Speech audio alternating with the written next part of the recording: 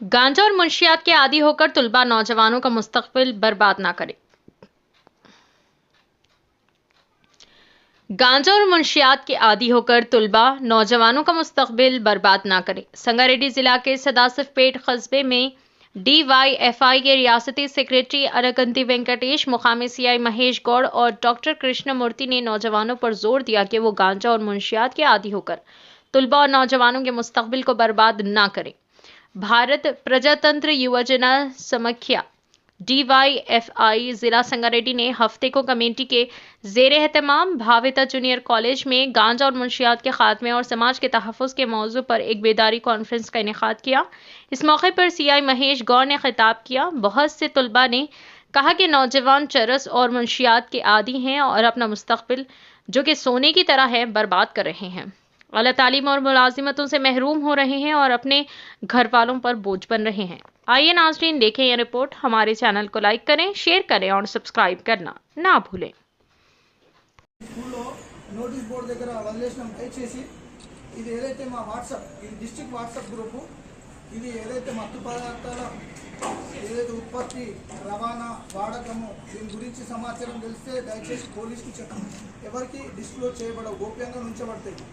దీనివల్ల ఏమవుతుందంటే స్టూడెంట్స్ ఎవరన్నా ఒకరి దగ్గర నుంచి తీసుకుంటున్నారంటే ఇలా కౌన్సిలింగ్ చేయడము, అమ్మేటోని కేసు 6 DCMలో దగ్గర దగ్గర 500 కేజీలు, 500 కేజీలు కాదు, 5000 కేజీలు, అంటే ఈ 4 సంవత్సరాలు 5000 కేజీలు పట్టుకున్నాం. కానీ అది ఎంతో తెలుసా?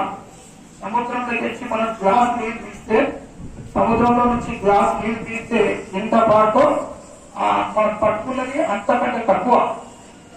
అంటే ఈ సరఫరాలో చూస్తే మనం పట్టుకున్నది చాలా చిన్న పాట, 5000 కేజీలు కూడా చిన్న పాట. కానీ దానివల్ల ఏం లాభం? ఒక ప్రెస్ మీట్ పెడతాం, మనం ఇద్దరు ముగ్గురు అరెస్ట్ చేస్తాం, మెయిన్ వాడు దొరకడు, పండించేవాడు దొరకడు, ఇక్కడ ఎవరికి పోతుందో వాడు దొరకడు. ఎందుకంటే మన సిస్టమ్ లో వాటి 24 hours లో ఇమీడియట్ గా మనం అరెస్ట్ చేసి పంపాలి. కాబట్టి మా చేతులు అంతకే పెట్టుకుంటుంది. తర్వాత మనకున్న బిజీలో అక్కడ ఉన్న పట్టాలే, ఇక్కడ ఉన్న పట్టుకోలేదు. అంటే మన సదాశివపేట పట్టణం పోలీస్ స్టేషన్ లో ఈ హైవే మీద వెళ్తున్న వెహికల్స్ లలో 5000 కిందలు మనకు 3-4 సంవత్సరాలు పడితే, ఇక మనం కొన్నిసార్లు మనకి ఇన్ఫర్మేషన్ ఉంటే పట్టిన ఎక్కడి నుంచి ఇన్ఫర్మేషన్ తీసుకుంటూ ట్రాక్ చేస్తూ టోల్ ప్లాజా తీసి వెహికల్ నెంబర్ తీసుకుని ఇన్ఫర్మేషన్ పెట్టి పడితే అది పట్టింది. లేకపోతే మనం మన రెగ్యులర్ డ్యూటీలో ఉంటే ఎన్ని వెహికల్స్ పోతున్నాయి తెలుసా? ఏ బెలోలో వేసినా నాకు అనిపిస్తుంది, వెహికల్ చెకింగ్ వేస్తుంటే ఏ బొలోలో ఏం పోతుందో, ఏ DCM లో ఏముందో ఇదే డౌట్ ఉంటుంది. ఎందుకంటే సరఫరా స్థాయి, ఈ పండించడం, ఈ సరఫరా స్థాయి ఆ లెవెల్లో మించిపోయింది. ఎందుకు మించిపోయింది? అది ఎందుకు అంతా పండిస్తున్నారు, అంతా సరఫరా చేస్తున్నారు?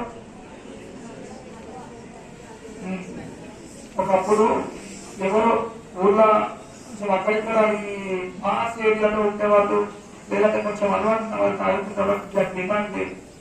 ఇప్పుడు కాలేజ్ లెవెల్కి, స్కూల్ స్థాయిలకి అది వచ్చింది. కాబట్టి దాని మీద ఆధారపడి సంపాదించే వాళ్ళు, డబ్బులు సంపాదించే వాళ్ళు సమాజం బాగుండాలని చెప్పేసి పరితపిస్తూ ఈరోజు చెడు వైపు వెళ్తున్నటువంటి విద్యార్థి యువతరాన్ని మంచి వైపు తీసుకురావడం కోసం అనేకమైనటువంటి సందేశాలు ఇచ్చినటువంటి ఇద్దరికి కూడా DYFI తెలంగాణ రాష్ట్ర కమిటీ నుంచి ప్రత్యేకమైనటువంటి ధన్యవాదాలు తెలియజేస్తా ఉన్నాం.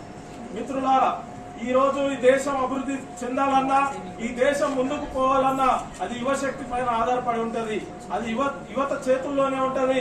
ఒక డాక్టర్ కావాలన్నా, ఒక యాక్టర్ కావాలన్నా, ఒక సినీ డైరెక్టర్ కావాలన్నా, ఒక శాస్త్రవేత్త కావాలన్నా, అదేవిధంగా ఒక పొలిటికల్ లీడర్ కావాలన్నా, అదేవిధంగా ఒక మంచి గవర్నమెంట్ ఆఫీసర్ కావాలన్నా కూడా విద్యార్థి యువతరం నుంచి రావాల్సి ఉంటది.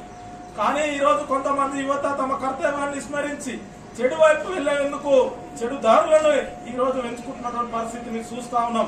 కానీ ఇది సమాజానికి కానీ, దేశానికి కానీ ఏమాత్రం కూడా మంచిది కానటువంటి పరిస్థితి చూస్తా ఉన్నాం.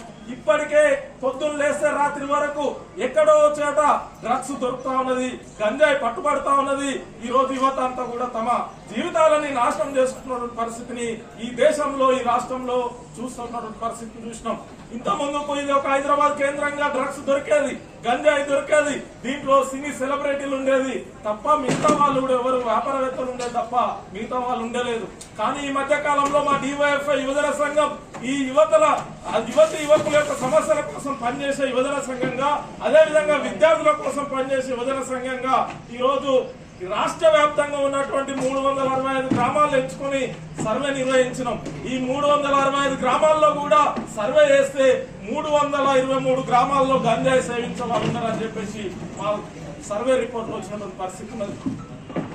ఒక పల్లెల్లో ప్రవేశించినటువంటి పరిస్థితి ఉన్నది, మారుమూల గ్రామాలకి గంజాయి ప్రవేశించినటువంటి పరిస్థితి ఉన్నది.